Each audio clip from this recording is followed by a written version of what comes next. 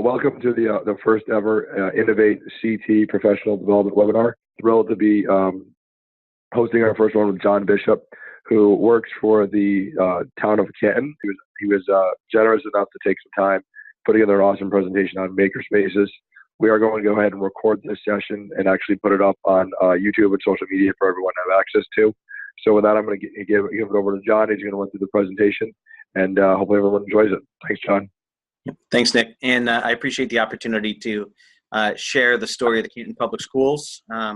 We are by no means finished there or anything otherwise, but we're happy to be able to share our story of learning, which I think is a good one to be able to share and put out there. And hopefully it spurs some excitement and interest from others. Ultimately, we want to help to be able to prepare students, kids who are going to be ready to go out and be a real strong change for Connecticut and our country, and really be able to innovate and change the world. So it's with some of these little efforts that we're trying to be able to move forward. So I am Jon Bishop. I'm the K-12 STEM coordinator from the Canton Public Schools. And part of my job a few years ago was to be able to come in and look at these new STEAM practices that are in place and how to be able to bring it into a school district and bring in these opportunities for students to be able to purposefully innovate and move forward. So with this presentation, I'm calling it Purpose Built. So the idea of all of this is we want to be able to have something that is purposefully built, but we need to be able to have our purpose, a strong focus first, and then we want to be able to actually build and make things using a real constructivist mindset with this. We're also looking to be able to do this from an integrated methodology as opposed to a bunch of scattershot opportunities, and be able to bridge understanding for students and teachers alike. So we'll take a look at making makers in school. So the whole maker movement is just really kind of an interesting thing. You could say that we've always been makers as we tinker, create, produce things. I think everyone wants to be able to have an element of maker in their role or their title because it's inherently about creating and doing something new, novel, and interesting. I think it's taken on a lot of interest in the past few years because of some of the push towards standardized testing and standardization and education reform in contemporary education. So this opportunity to make and be creative was something that was really attached to by people. We also looked as we went from a knowledge-based economy to or a skill-based economy to a knowledge-based economy. We need to be agile. We need to be able to be creative and produce and access information. So this idea of being able to produce and create something interesting really started to grab on. The way that the whole movement has grown is kind of from early stages in 2005. Make magazine was produced, modeled after influences from popular mechanics, looking at how to be able to put things together, how things work, and then almost a DIY version of that magazine coming forward. From there, in Southern California and Silicon Valley, it became home to these utilitarian labs where we were finding people who were producing things. It was this real nexus of juice going on where people would come together and produce interesting things based on interesting ideas. And then MIT's Fab Lab, led by Neil Gershenfeld, was another place out here to the east where they were fabricating and developing items, oftentimes made with technology, new and novel technology, to be able to design and create brand new products. From then, it kind of caught fire. In 2009, President Obama viewed creations from students and inventors and created this Education to Innovate campaign. We knew that we were in a position where we needed to be able to produce more product-wise, but also innovation in our country to be able to move forward rather than staying in the position that we might have been earlier in the 2000s. Obama had even shared, "I want us all to think about new and creative ways to engage young people in science and engineering, whether it's science festivals, robotics competitions, fairs that encourage young people to create and build and invent, to be makers of things, not just consumers." And that is a really big, liberating, and empowering feeling for kids to be able to look at creating things. Now, at the same point, it's also a position that helps our country to think of in this new economy. Science, engineering, technology, these are all fields where there's going to be, and there continues to be, dramatic growth. So this was an outstanding opportunity to kind of catalyze that for our youngest students through education. And then finally in 2014, the White House even hosted its first Maker Fair. Now, it's continued to grow. According to Google Trends, the term makerspace has actually tripled in search frequency in the past 5 years. That has actually increased more than searches for Kim Kardashian. And according to the New Media Consortium's Horizon report from 2017, makerspaces have really taken a hold within schools. They're expected to be increasingly adopted by schools in 1 year's time or less, which when you really think about that, that is pretty darn quick for a school to be able to make a decision to jump onto something. Now, with this, it's the Spider-Man principle. With great power comes great responsibility. Something like this, where you've got an opportunity to have something be developed into a school, you want to make sure that it's done right and done well. And that's really what we've tried to be able to do in the Canton Public Schools, to really be able to make these maker opportunities be the right type of learning opportunities for students, not necessarily a particular place, but the right type of atmosphere to be able to do things. So our story continues on. We knew that there were a lot of what we call random acts of STEM, where people would create things that were interesting, that they were novel, that they were engaging, but where did they necessarily fit? The arts and crafts were always fun things. Could we find some way to be able to connect math to that, to say that we were doing something with math? Could we make a postcard about dinosaurs and say that it's science?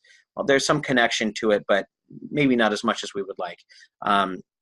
Being able to build and produce models of things, Lego, wonderful product. And a lot of people would take and create and try and represent and say, well, that's STEM, or that's making. Even simple activities like card building, or being able to produce with simple motors, or even being able to do some work with circuitry. I think everyone looked at wanting to be able to find that just right trick, to be able to find something to buy it, glom onto it, and say that we're making and that we are makers, we're producing STEM. But the most important thing that we found here is that it's important to create a purpose before you just make stuff. When you just make stuff, there's no real emotional buy-in, there's no real value to it. It's just a nice moment to be able to have, and there can be places for that. That's fine, but we also want to make sure that there is a genuine purpose that students are rallying around with this, and they're able to drive a little bit further forward. So we looked at that and said, we really want to make sure that we chart a strong course for ourselves to know exactly where we're going to go and how we're going to develop and do that. So for us, we really started with that STEAM mindset. We wanted it to be integrated, we wanted it to be creative, and we really wanted to be able to embrace that growth mindset of Carol Dweck's, really looking at things and saying, I can continue to grow through focused work and reflection on what my opportunities are to be able to continue to push myself. And this really helped to be able to guide us. From there, we looked at the STEM 2026 vision to be able to help guide us. There was a lot of information that came out in this document talking about the innovative measures of learning, how we shift from maybe just the percentage-based piece to looking at real critical thinking skills, real modeling of authentic problems. We looked at being able to have, if we're going to learn and work like this, what do our learning spaces need to be able to look like with this? One of the quotes that we kind of came up with is, it's interesting, you can try and to be able to develop and do something new, but if you're trying to do something new in a building that has broken windows, people are still going to throw rocks at those windows. If you do something new in a place that's inviting and the table is set to look exciting, inviting, and ready to learn and work, then students are more likely to be able to do that as well. And so that's one of the things that we worked on in Canton here through some generous grant support. From there, we knew we needed to look at these grand challenges, things that were meaningful, that would challenge kids to be able to think. We wanted to make sure that these activities that were out there were going to invite play and risk, so that they could try and fail, iterating through that process in order to continue to grow. And then give them the opportunity to engage in a broader network through presentation and communication, and to be able to see through a lens of diversity to be able to complete their work. So a whole lot of looking, a whole lot of thinking, and we came up with this kind of paradigm development with this. We sought to identify a context for a grand problem. We wanted to be able to set the stage for our students to say, here's something interesting. Let's just get you started with it. Let's get you excited.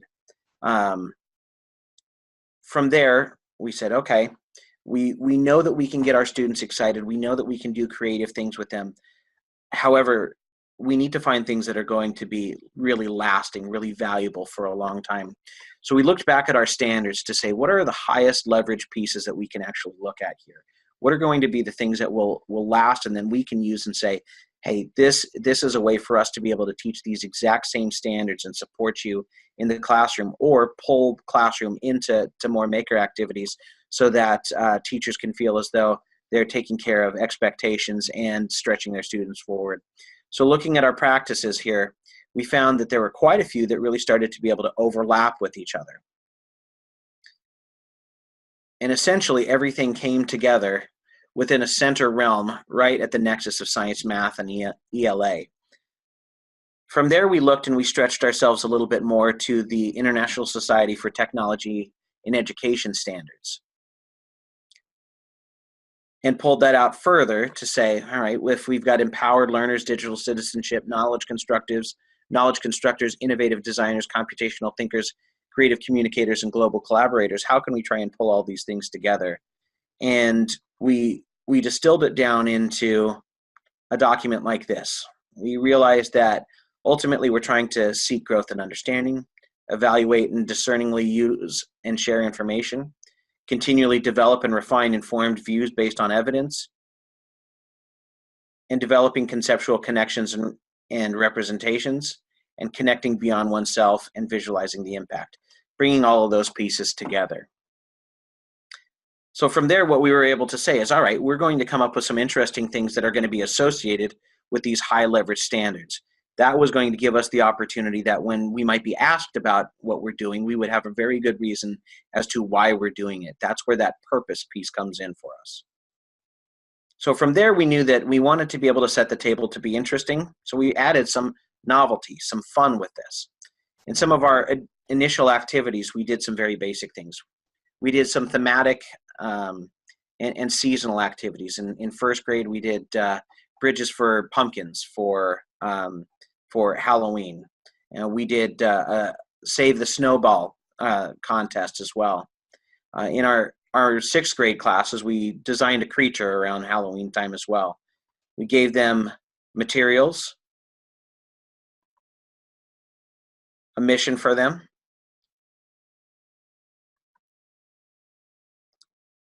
and then the opportunity to really plan and develop their concept first. Putting it all together, adding a little detail, and then finally testing it out. Now, the students enjoyed these. It was a great way to be able to get them started off and feeling as though the space that we had settled on and the resources we were going to start using were going to be worthwhile for them. We'd kind of satiated that excitement piece that would really help them to feel as though this was something to invest in and get involved in. What we wanted to do next then is to be able to look at how to integrate some more contemporary resources and STEAM-based resources that related to the concepts and skills. So again, we looked at that idea of purpose and realized that, you know, craft glue and fuzzies, as great as they can be, don't always necessarily represent makerspace innovative tools. But if you've got purpose and novelty together, those things are always going to be better than something that is just simply new. So we worked hard to think about the right tools and selecting the right opportunities for students to be able to work with them. We realized that those purpose-driven resources and activities were the most powerful things. So one of the things that I know is that it's very quick and easy to say that we want to spend a lot of money and find a lot of resources. What we tried to do was set the stage in developing a model classroom, which we were able to do through a series of grants, to design an innovative learning space that would invite students and teachers to take risks, and then begin a series of common learning experiences, which would train the teachers and students as to how to use the space and the resources. From there, we did a lot of research to find out what were going to be the tools that were going to be the very best and most high leverage for us to use in our classrooms. What we really centered on was this idea of being able to create with video, to be able to work with robotics, to be able to make and engineer with some basic pieces, and 3D design and 3D printing. We purposefully kept our world small with this, although this looks relatively large as well. But we tried to keep our world small so that we could focus on doing a few things really well, as opposed to trying to do a lot of things that were incredibly interesting, but doing it poorly. So after we had identified some strong resources for us to be able to use, we worked to engage our students in active, collaborative, inquiry-based learning. We wanted them to have the opportunity to take some of the elements that they were already working on in their classes, and then being able to engage in it further by promoting design thinking and the maker mentality. Now, the engineering design practice, we're very, very grateful for the next generation science standards who have worked to be able to push engineering forward for us. And what we started to see with this was this process that was put in place so closely mirrored a lot of what real, genuine work looks like in our contemporary worlds, that we wanted to be able to continue to push that for our students. Looking to be able to ask the question, imagine or generate ideas, plan out a solution, create it, test it and evaluate it, improve it, continually iterating until you've got something that you're ready to be able to share out with everyone. To a certain extent, we looked at this and said, boy, this is how we would like every activity for our students to be. Everything that they do, we want them to be able to work like this. We were also informed by design thinking as well, very similar to the engineering design process, but design thinking requires you to empathize first, to be able to work to understand the concern or the need, then be able to further design the need, ideate to develop concepts or solutions for this, and develop your prototype, iteratively test, moving through that, and then finally implementing and reflecting. As we looked through these, we realized that reflection was one of the things that we were missing as we did our work.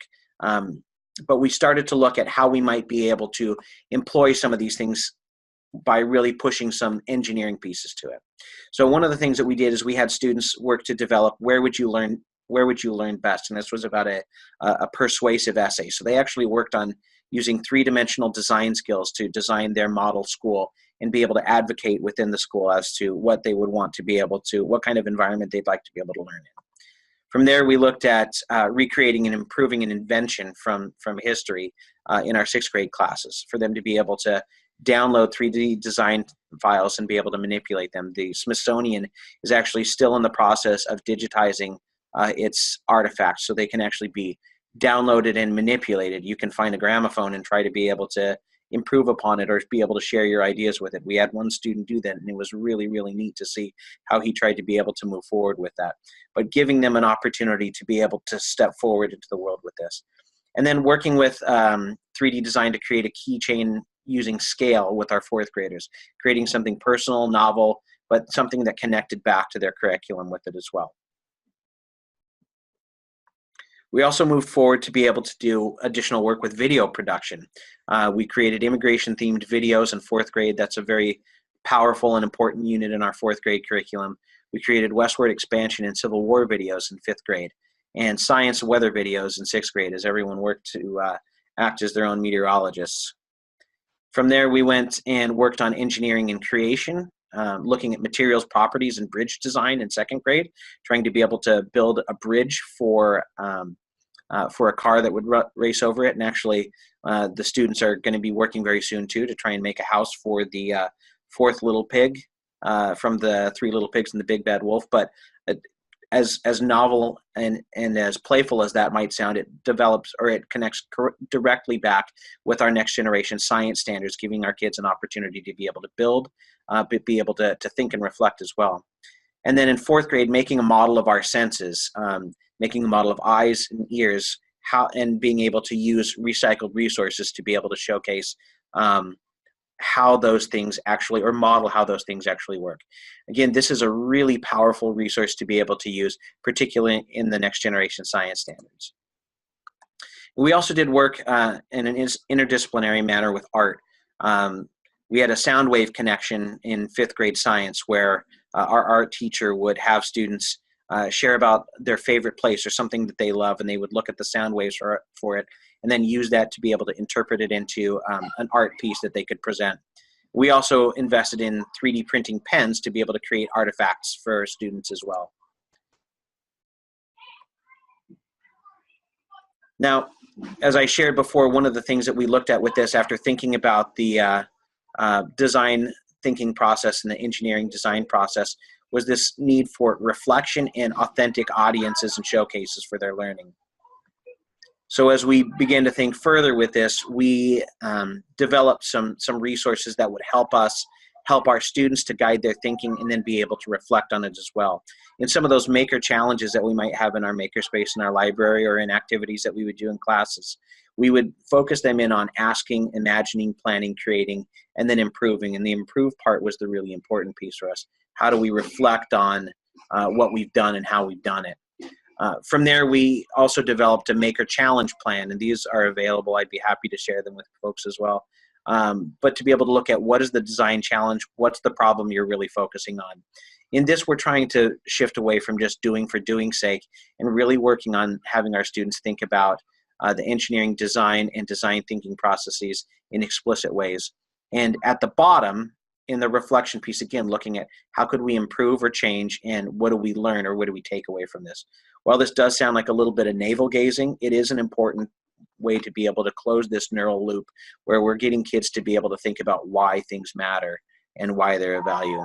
Some of our work was also informed through a rubric that we found, and we ended up developing our own based on our Canton community expectations for learners, which this actually is going to be in short order here, shifting to our vision of a graduate. But we took this and built it into our rubric where we work to be able to provide students with feedback in how they work through their problems, how they worked on asking, imagining or planning, building or creating, evaluating and sharing, ultimately giving them a holistic representation of their performance.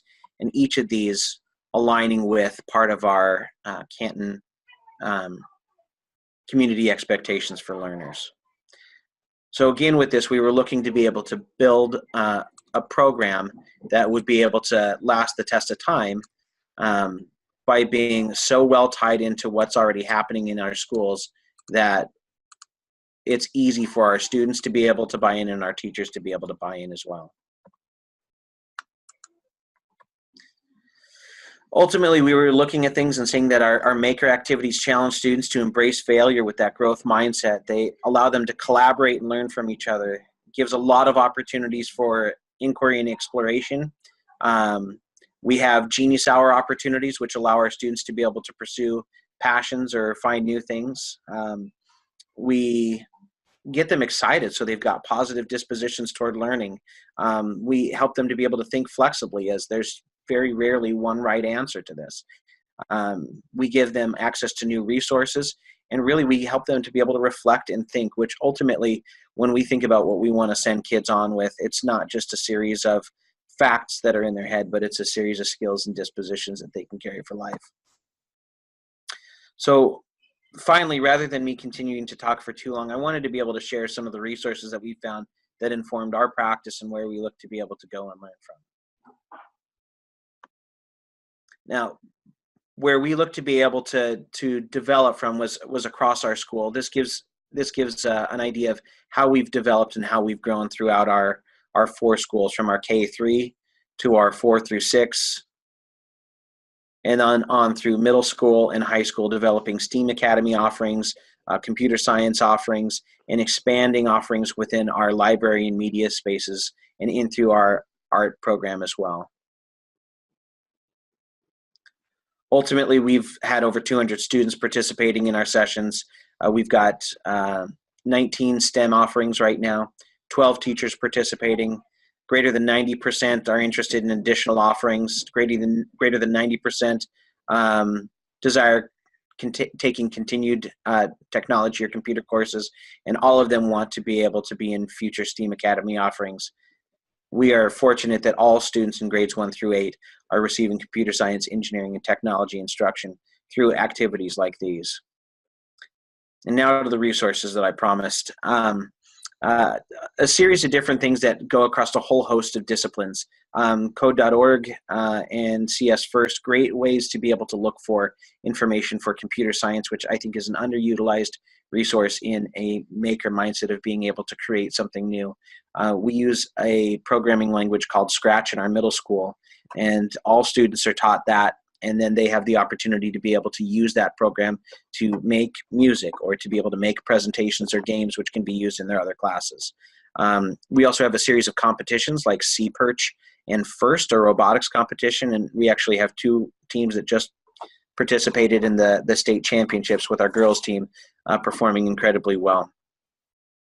We have a series of STEAM and engineering resources as well. Maker Ed and Maker Education are 2 great resources with a lot of wonderful ideas for lessons or activities. The Stanford Design Loft is a great resource that connects into that design thinking element and really challenges kids with contemporary concepts or ideas.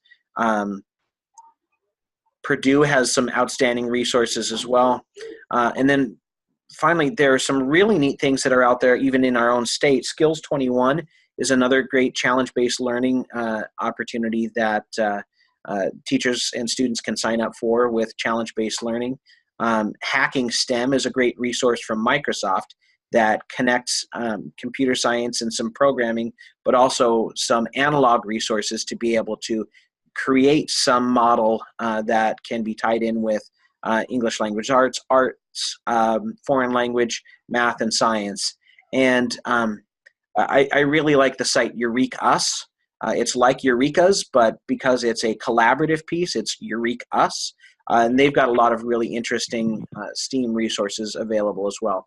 Overall, I think the biggest concept to consider with this is what are you most interested in trying to be able to get your students access to, and how do you look to be able to attach it into the curriculum so that it can be something that can continue to live. The way that we've chosen to do it has worked well for us. We've developed activities that work within our existing curriculum and in some new curriculum, and we have a parallel path which allows students to be able to create and enjoy while also challenging them to be able to reflect, to make it a truly meaningful learning experience. Overall, if there's ever a need or a question, you're always welcome to be able to connect with me. In the Canton Public Schools, we believe that STEAM is all about making that 1 degree of difference, from just some hot water to something that can really move the world. So I appreciate the opportunity to be able to share with everybody today.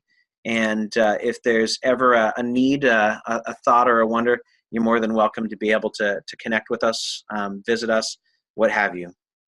And if there are any questions, I'm happy to be able to connect with people and talk with them now. Hey, John, thank you so much. And I'm actually I added one more slide in here just with your email address and your Twitter that I think you provided. Yep. If people want to get a hold of you that way, and then just some information about Innovate Connecticut as well. So fantastic presentation. We're going to make sure we get the video out on YouTube, and I'm also going to put the presentation out on SlideShare, which is LinkedIn's presentation sharing platform. And then I'll go ahead and share it through social media. So thank you for making the time to do it. I did have a question. What is the response from parents in the community for what you guys have done? Because this is, and I think for people watching, many school systems I think wish they had something like this. How do your parents react? Is this something that they want more and they're willing to help and get involved? Or I'd love to hear a little bit about that. Yeah, they do want more. I'm very fortunate in my presentations with the board, and I was just thinking about this the other day. There aren't very many opportunities where you're speaking with influencers who will ask you, do you have enough to be able to take care of what you need? Is there any way that we can help you more? I'm very grateful to our board and the support that they provide here. Our parents have been phenomenally supportive. We've seen our program continue to grow over time here. And they voted with their feet. by bringing their kids to these learning opportunities, by advocating for it. And we're just continue to see it grow year over year. Yeah, no, thank you. And I know there are a couple other people on the call. Does anyone else want to ask Jon a question? I know he went through, and you know, that was 40 minutes of content, Jon, but I thought the presentation was it flowed very well. And I think you covered a lot of really fantastic stuff. And I was actually saying to my wife, who's also an educator, just the resource pages alone that you had there, I think is really fantastic for other people looking to do this. So any questions on the phone? Sure. If you do have a question, you are on mute. Let me. I just unmuted the people that were on the line. If you want to go ahead and try to ask a question, feel free to email me, jbishop@cantonschools.org. Hit me on Twitter. If you ever want to come by and take a look and talk, I'm happy to be able to do it, even if it's a little interesting thinking about trying to do it on a recorded webinar. We're happy to help. We want to see good things happen in this state, and happy to be a part of what we hope is a real success story going on right now. Yeah, Jon, thank you again for making the time. I think this is fantastic information, and we'll go ahead and get everything shared out probably tomorrow or Thursday. And again, we appreciate the time, and we'll hope to talk to you again soon for another update. Sounds great. Thanks a lot. I appreciate it. Thanks, Jon. Thanks, everyone.